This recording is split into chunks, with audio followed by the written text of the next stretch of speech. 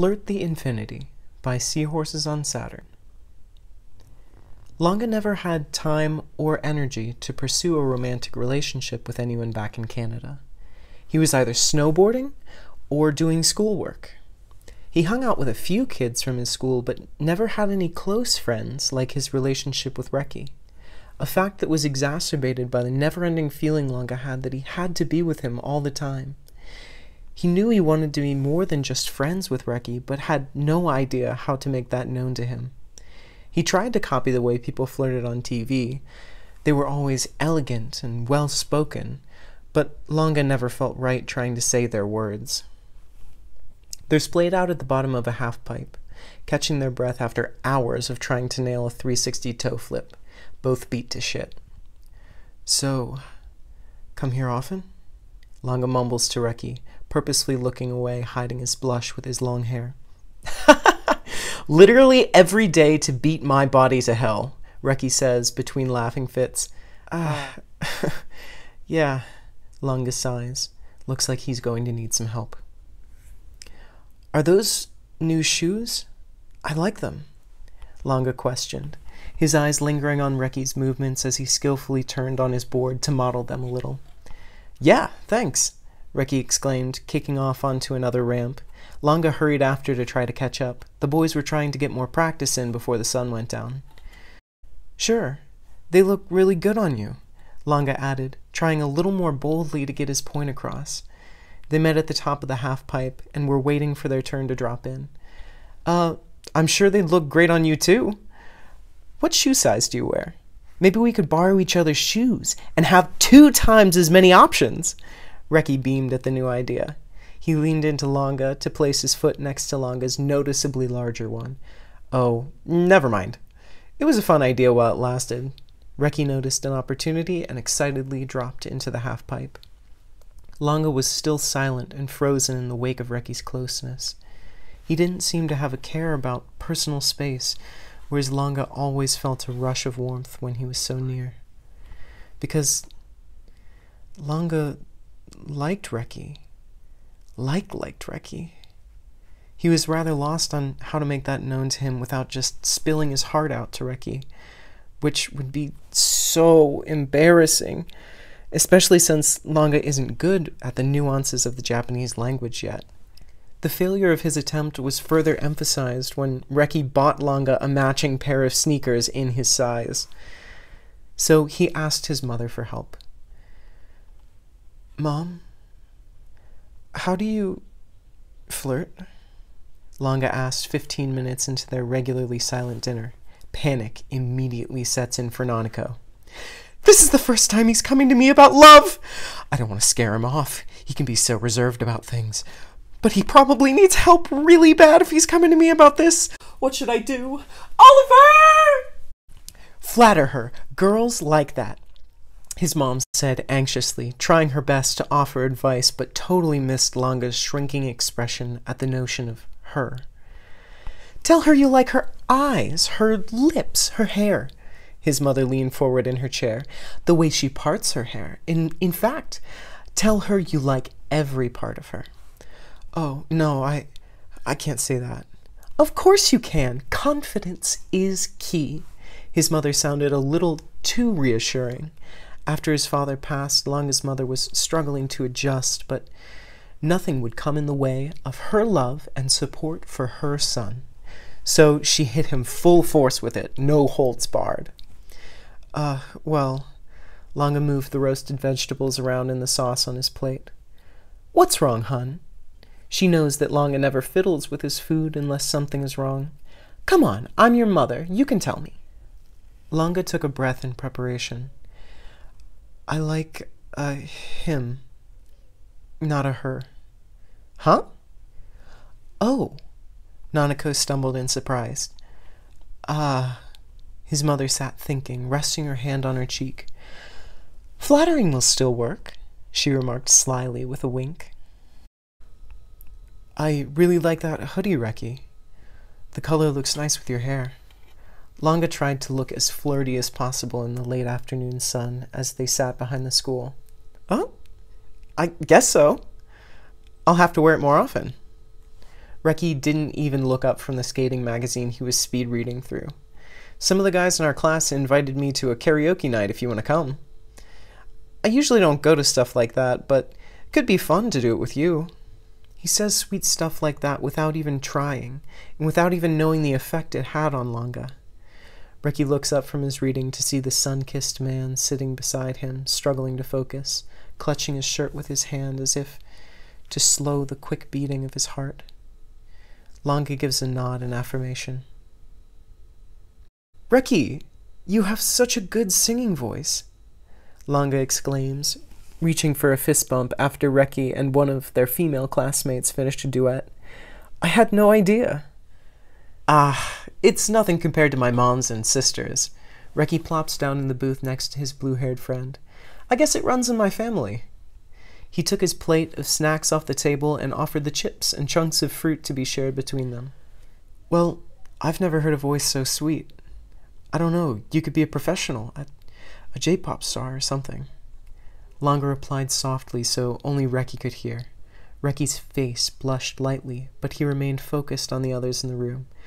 So, what's up with you and Okimura? Oh, nothing. She's been in my class forever. She's kind of a nerd and likes science, but she's fun. Reki smiled at the girls on the other side of the room. They smiled, but quickly stretched their cheeks to make goofy faces at him. Reki laughed and stuck his tongue out at them. Why? Did any of them catch your eye? Reki threw his arm around Langa's shoulder and pulled him to speak softly in his ear. I'll tell you all their secrets. Langa's chest got tight with the sudden contact. He felt Reki's hot breath on his ear. Well, none so far, he managed to squeak out before Reki pulled away, snickering to himself, and went back to goading the next classmate to sing.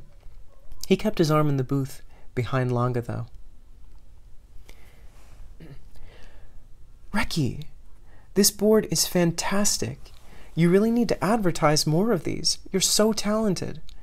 Langa praised, holding the new custom order he completed for a client a dope sketch. It's my job. I guess I'm not really good at anything else.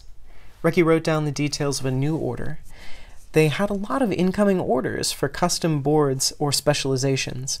Word was getting around that Dope Sketch was producing some really sick boards. Langa loved to watch as Reki skillfully tightened screws and shaved down wood for deck repair. Langa groaned to himself in frustration, raking his fingers through his hair. That's not what I mean. Reki wasn't paying attention. Huh? What'd you say? That night after dinner, Langa asks his mom for more help. Maybe it's time to step up to level 2 of flattering, she exclaimed, holding out 2 fingers in a dramatic fashion next to her eye. Okay. Langa waited.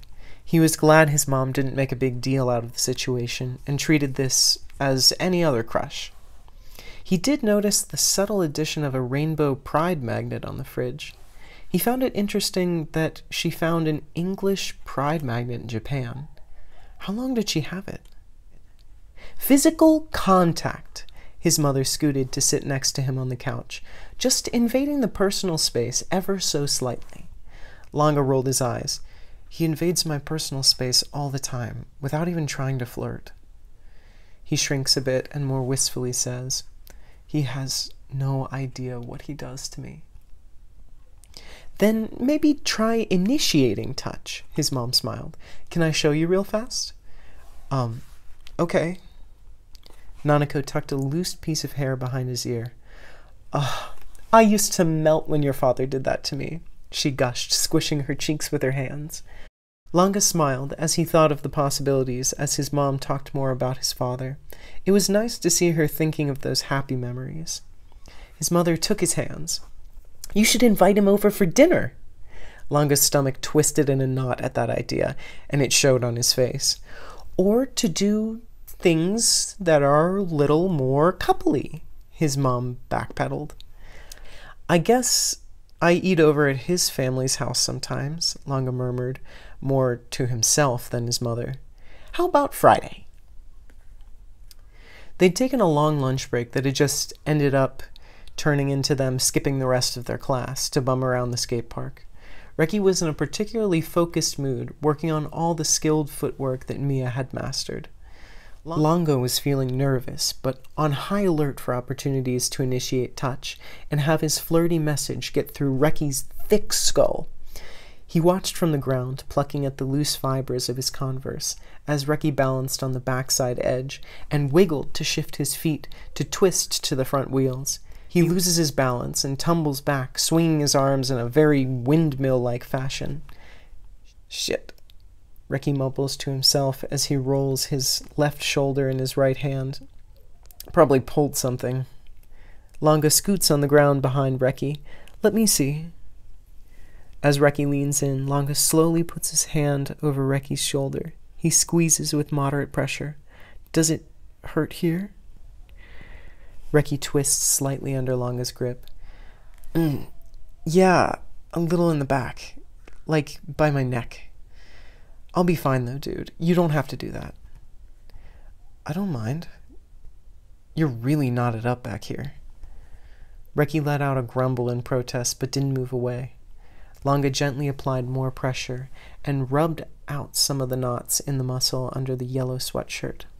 Reki exhaled and brought himself even closer and leaned into Longa's touch. Longa ventured to a new area in the base of his neck and heard the boy in front of him take a sharp gasp before letting out a muffled groan. Sorry. He was Canadian after all. Did I hurt you? No, it feels good. You can press harder. Longa was thankful that Reki can't see how he's blushing. He does use more pressure, shuffling awkwardly on the ground to sit on his knees to get better leverage, slowly massaging the base of his neck. Longa's fingers are cool against the burning heat from Reki's skin. It's intoxicating. Inch by inch, Longa slips his hand under the thick fabric to connect entirely with Reki's smooth skin. Still continuing his movement, he shifts his face just behind Reki's ear, blowing warm air as he exhales. Does this feel better? Reki's voice comes out quiet and shaky. Yeah, thanks. Not knowing how much longer he could take being this close to Reki, Longa did one final squeeze before removing his hands. He slowly traced his finger along the bumpy ridge of vertebra on Reki's neck. Reki does not tell Longa how a shiver runs down his spine. Longa did end up inviting Reki over for dinner on Friday, and of course Reki happily accepted an offer for food. Now Longa has to try his best to make sure Nanako doesn't blow the whole operation by spilling his secrets. He trusts his mom to be appropriate. She was always one of the cool moms in Canada, the few times he did bring his friends over. Longa could tell Reki was a little taken aback by the Western style of the apartment, but still complimented it as he bowed to Nanako when he first entered. Longa almost forgot to properly introduce them, and Nanako went in for a hug to make Reki feel welcome. Longa knew that mothers don't normally hug their sons' friends, so it was obvious he didn't know how to react. Reki just stood there like a board with his hands hovering in the air. A promising start. The boys helped with the final preparations for the meal and set the table. Longa was very impressed with Reki's manners, as he's usually pretty brash with the other adults they interact with. Longa can tell his mom noticed too, by sly glances she kept sneaking at him. They also had a quick moment of shared panic when Reki noticed the rainbow magnet when he grabbed drinks from the fridge. Either he's unfamiliar with the English, or doesn't want to put attention on the subject. But he doesn't say anything besides, "Sweet magnet," under his breath. They had curry for dinner. Reki and Nanako talked about how much Okinawa had changed over the years, and they all chatted briefly about school and dope sketch. After, Reki and Longa start on dish duty as Nanako brings in the drying laundry before the rain soaks it all. "I like your place," Reki announced, rolling up his hoodie sleeves. "No annoying little sisters causing chaos." Running a plate under the water before circling the sponge over it, Longa hummed in contemplation.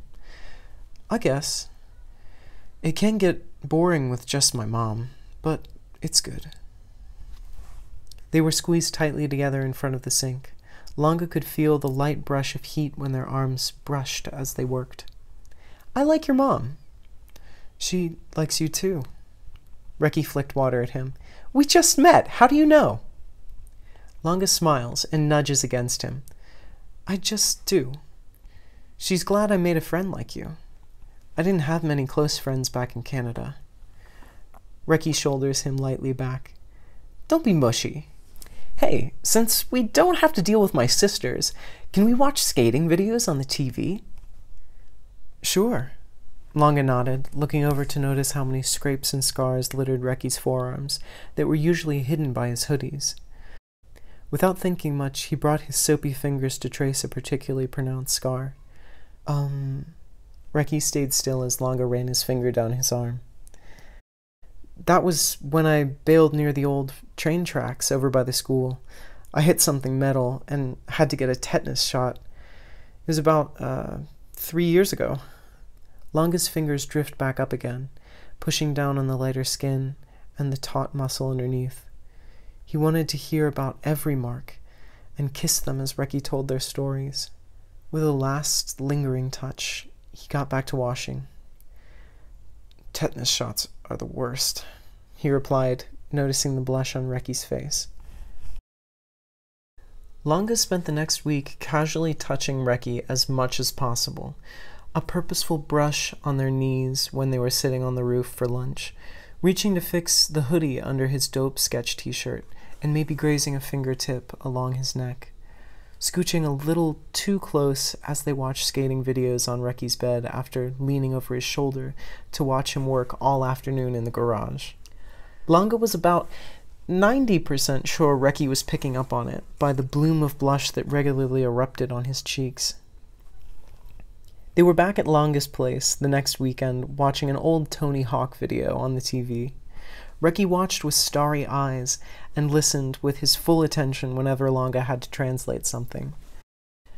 Longa, however, was completely focused on the way Reki's hand was just resting there, on the couch. So close. Anyone could reach out and hold it. Almost a shame if someone didn't try to hold his unguarded, soft, warm, and how easy it would be for him to slowly inch his hand just a little closer, and then maybe... His rather pathetic train of thought was interrupted by his mom making noise in the kitchen. Longa leaned up to peek over Reki's hair at what she was doing. Trying to be inconspicuous, Nanako mimed frantically toward him. She pointed at Reki, and then her eyes, and then made a wild gesture to insinuate he should say something. Taking the hint, Longa turned his attention back to Reki, who had no idea about the silent communication that just transpired as his mom slipped out of sight. Reki's eyes were mesmerizing, the way his amber irises shone copper in the glint of the TV in the low light of his living room, the way they were full of his passion for skating, for life in general. "Have you ever been to California? That's where they are, right?" Reki glanced over to see Longa staring at him. "Huh? What? Is something on my face?" "Mm-hmm." Longa reached and gently wiped at nothing on Reki's cheek, his fingers sliding down to linger on his chin before letting his hand drift back. "Yeah, I got it," he said softly. Reki looked stunned under Longa's warm gaze, blush creeping down his neck. "Dude, what's up?" he questioned. "Nothing. I just noticed how your eyes look almost copper in this lighting. They're very, pretty." He gave a half smile and hoped the lighting was also hiding some of his blush. "You like my eyes?" "No fair. Blue eyes are obviously better." "Well, we'll have to agree to disagree." Longa leaned over Reki to reach the popcorn on the other side of the table. "'Cause I think your eyes are gorgeous." Reki scoffed and pulled at Longa's ear. "So, have you been to California?" I've been to the LA airport. 0 out of 10. Would not recommend. Every so often, S has a big party. Most of the time, there's a reason, but Lange never cared enough to figure it out. He just wanted to get the practice time on the course and then drink shitty beer with Reki and Shadow, who didn't scold them about being underage like Joe and Cherry. Plus, they were truly good about moderation, since Mia kept count. The skaters all gathered in the empty factory by the middle of the event. There was usually a DJ, and people would dance and talk and drink and eat pizza. Lange and Reki were talking with Shadow, who just scored a second date with his co-worker, when Mia burst in with water bottles. "How many of you guys had?" Mia was hanging off Shadow's neck. "None of your damn business, kid." "It is my business, because you drove me here." "I can't get in a car with a drunk driver." Mia was forcing a water bottle into his hand. "Why don't you just walk home?" "Fuck, kid, you really... I'm not your... You'll crash and we'll all die." Mia was shouting over the music as he passed a water bottle over to Reki and Lange. We've only had like 3 drinks, and Lange will never teach us how to snowboard, and... Lange and Reki covered their faces to hide the fact that they were laughing as a hyper Mia swarmed Shadow. "And I won't make it to high school, and Reki will never... Oh my god! Did you drink another Monster or something?" Laughing a little, Reki turned to Lange. "Hey, do you want to take a break from all this for a minute?" "Sure." Lange set his water on the ground by his board. They walked through the small crowd by the entry and into the clear night air. Lange followed as Reki led him to a grassy patch where there were some big cement barriers they could sit on. For a minute they just sat and sipped their drinks, enjoying the warm night. "So," Reki started, while trying nonchalantly to shift closer to Lange. Feeling bold, either because of the alcohol or the fact that he'd been trying for weeks to make his feelings clear, Lange relaxed into his friend's warmth and rested his hand on Reki's. "I've been a little confused about something recently, and I did a little research." Reki used his free hand to scratch his neck, eyes focusing anywhere but on Lange's. "And by that, I mean, I watched some cheesy American rom-com movies. And I guess what I'm wondering is..." Reki met Lange's soft gaze with a sweet smile. He reached up slowly and tucked a wispy strand of Lange's hair behind his ear, his fingers pausing for a moment before resting on his shoulder. "Am I doing this right?" he whispered. Lange's heart was beating so loud he could barely hear him. "Yes," he breathed as he bridged the gap between them and their foreheads touched. Their breaths swirled together until finally their lips met, brushing softly at first, and then truly meeting in a firm and sweet embrace. Their kiss seemed to warm the night air around them. As their kiss deepened, Lange intertwined their fingers and brought his other hand up to gently cup Reki's face. When they separated, Lange swore he felt a spark jump between their lips. "Sorry it took me so long," Reki said, wrapping his arms around Lange's neck. "We don't flirt like that in Japan." "It's okay. I'm pretty new at it anyways." Lange smiled and went back in for another kiss.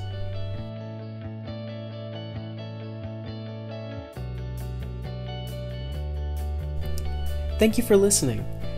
If you'd like to hear us do this again, please let us know. We love to hear your comments. Until next time.